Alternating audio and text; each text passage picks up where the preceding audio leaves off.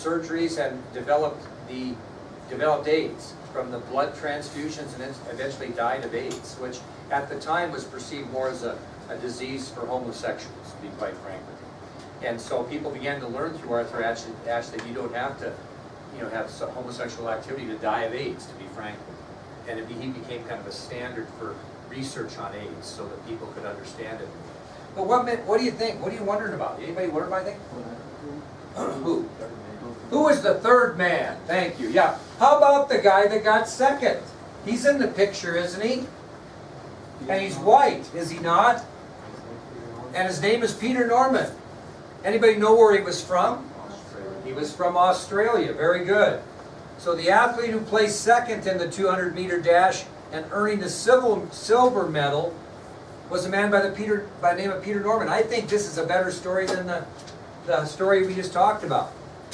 Now, he won the silver medal in that race with a time of 20.06 seconds, which, kids, is still the Australian world record, or it's Australian, not world, but the Australian record for the 200-meter dash from 1968 to now. 50 years later, it's still the #1 record for the 200. Now what happened to Norman, he's waiting for the medal ceremony. He's going to be on the second place tier, so to speak. And Tommy Smith gave him one of those buttons that supported the movement for human rights. And what did he do? He put it on his sweatsuit. You can see it in the picture, to support that organization. So as Norman waited for the medal ceremony, Tommy Smith gave Peter Norman one of his buttons that were supporting the movement for human rights.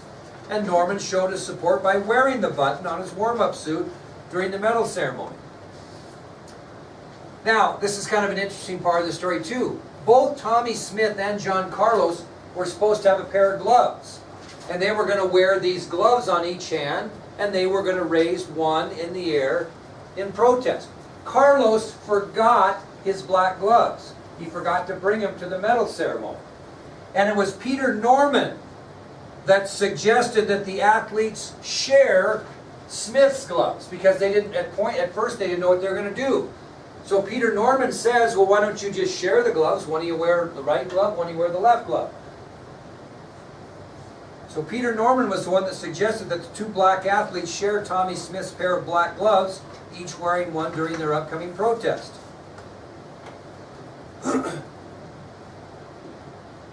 Well, guess what? After this happened, what do you think the Australian authorities thought of this?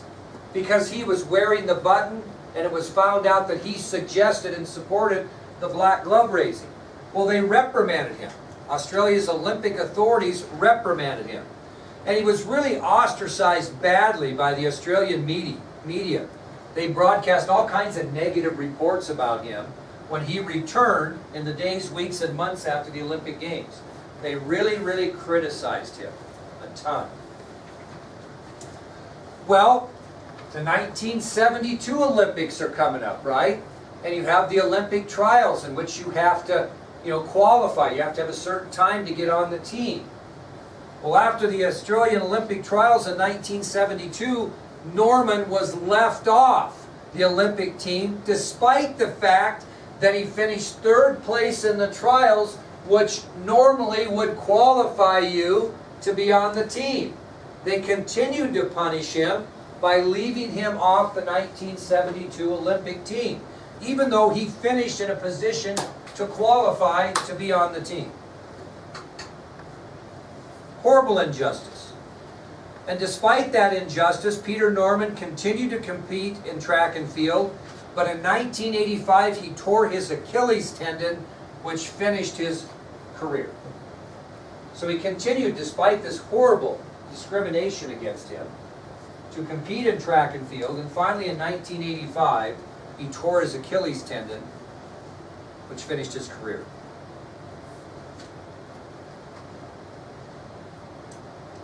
Well, for the next decade or more, depression and heavy drinking followed Norman,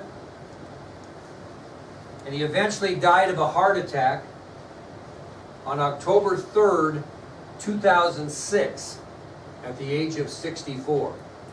So for the next decade or so, depression and heavy drinking followed Norman. He tried to get his life together once he fell into depression and drinking, and he did to a point, but he eventually died of a heart attack on October 3rd, 2006 at the age of 64.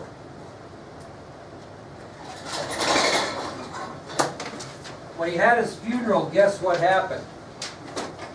What would you think might have happened at his funeral? The two not only came, but they served as pallbearers. Pretty cool. Okay, I'm going to show you a video, the third man, Peter Norman. Tell me how